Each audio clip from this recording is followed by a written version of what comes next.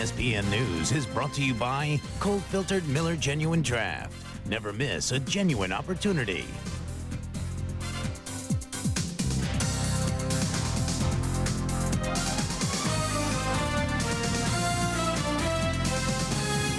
From ESPN, the worldwide leader in sports, this is ESPN News.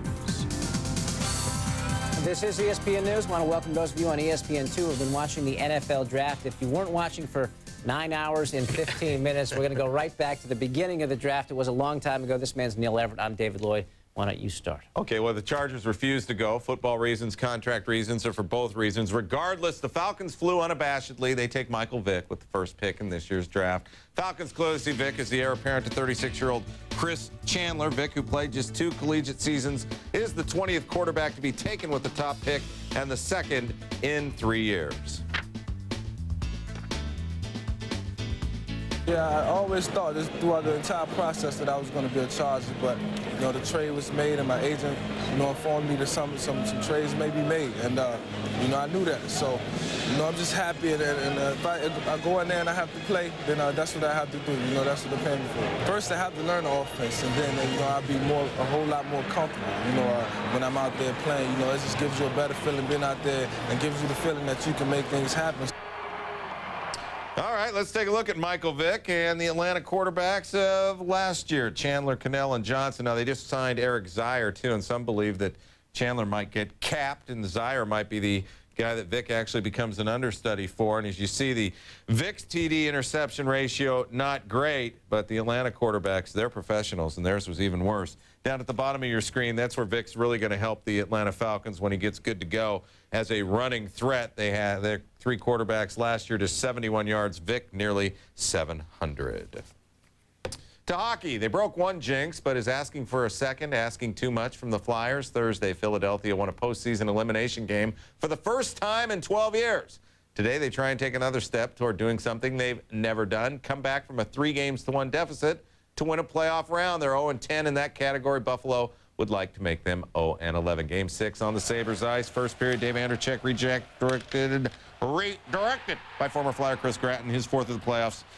1-0 on the power play. Andreychuk, he fanned, and Doug Gilmour was there. It's 2-0. 4 minutes later, Donald Audette beating Roman Cechmanek 3-0. Still in the first power play, Jason Woolley from the left point. This is a set play. Andreychuk redirected. It's 4-0. 3:25 into the second. J.P. Dumont, check please. That's it for the goalie. New man, same old story. Brian Boucher in for Cechmanek, and Stevie Hines says, yeah. 6-0 Buffalo. Is this the Sabres Flyers or the Bills and Eagles? And what's in my water? It's 7-0 now. DuPont again beating Boucher, and the extra point's good. And I'm spinning up here, man. 8-0 is your final. Buffalo's largest margin of victory in a playoff game. Philadelphia's worst ever defeat in the playoffs. Sabres win the series 4-2. Blues and Sharks. St. Louis up 3-2 in the series, and 30 seconds in, Owen Nolan runs Chris Pronger. Later in the first, here come the Blues up ice. Keith Tkachuk going to get it back. Evgeny Nabokov with the save, and then gets a little lucky as it bangs off the post. No score into the second. Blues on the power play. As we know, that's patently unfair. Jochen Hecht, sweet dish to Corey Stillman. The Blues go up 1-0. Same score a little later. Pavel Demitra leaking out, and this is what we like to call a breakaway. The deke, the shoot, the score. 2-zip Blues. They hold on to win 2-1. They close out the Sharks in 6. Roman Turek with 30 saves as the Blues move into the Western Conference semifinals. The Blues getting some payback after the Sharks eliminated them in last year's playoffs. Teemu Selanne, playing with a broken thumb, had no goals and just 2 assists in the 6-game series. Edmonton hoping to force favored Dallas to a 7th game. They lead 1-0 right now with under 14 to play. Ryan Smith, the only scorer in this one. Dallas is out shooting Edmonton about 3-1. But right now, Tommy Salo doing the job.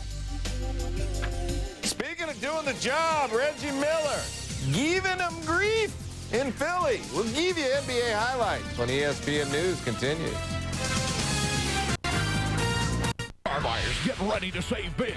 This Friday, Saturday, and Sunday, it's the largest tent sale in the state.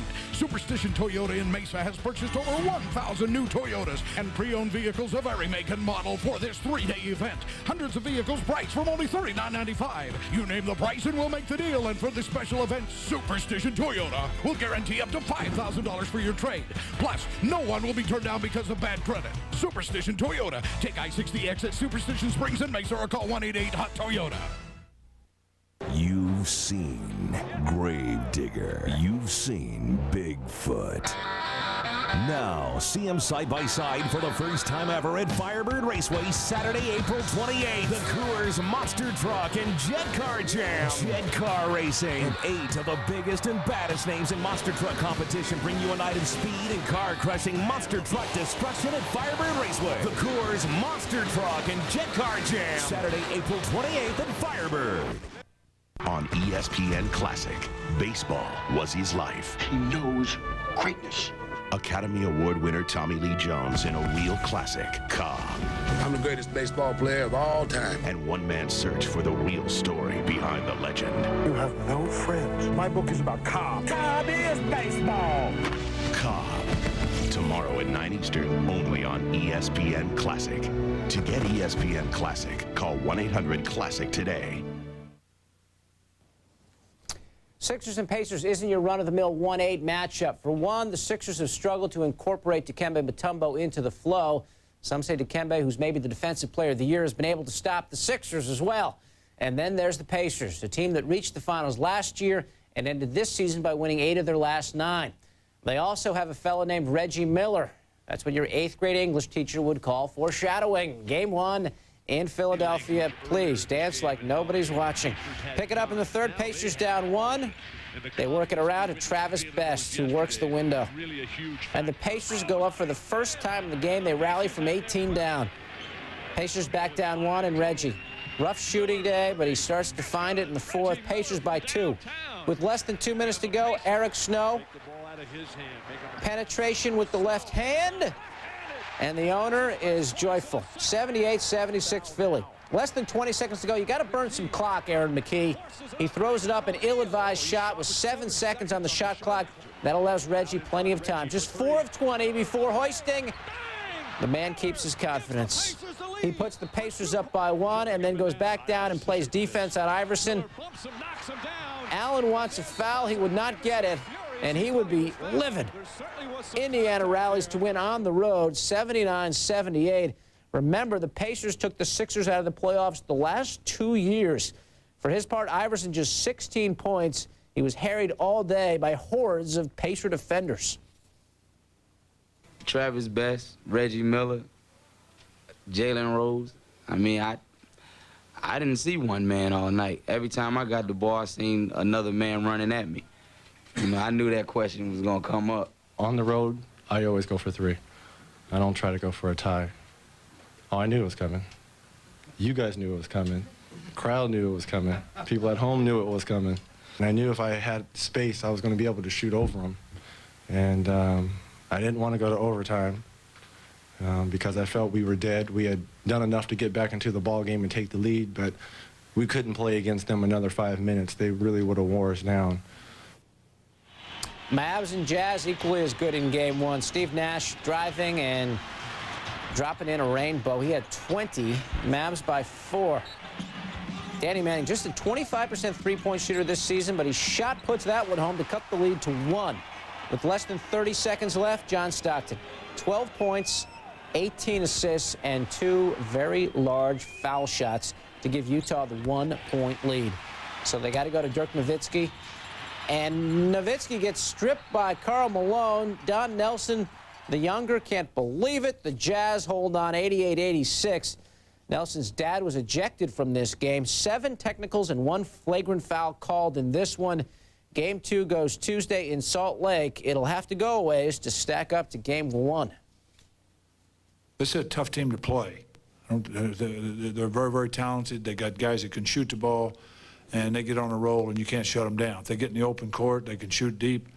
And a lot of times we couldn't get to them. Do you think that's not a tough combination to try to defend against with the type team we have? We're not a very athletic team. Second game is always the toughest game to come back. You know, you're feeling good about yourself, and for 3 or 4 days, everybody tell you how great you were. But you lose a ball game, those same people will be kicking you in the behind. So that's just the nature of this business. Looks like the Timberwolves in San Antonio. Wally Zerbiak, little one-on-one against Sean Elliott. Spurs were outscored 28-12 in the third. They came alive in the fourth. Derek Anderson just 4 of 13 shooting. The Admiral with the rebound and the putback. San Antonio up 1. Terry Porter used to play for the Timberwolves.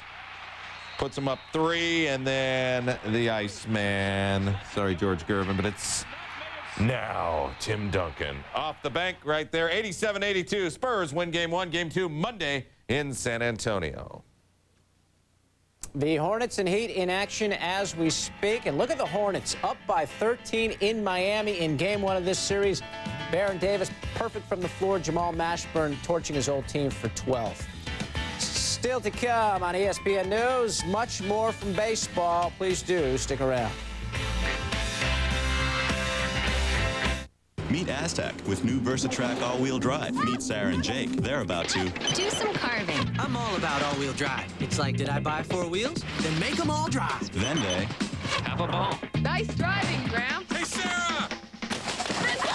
I saw this in a TV commercial once. Gimme. Let it snow, let it snow. Nice, baby. Now during the Pontiac 75th anniversary, get $1,000 cash back on any 2001 Aztec and a camping package at no extra charge.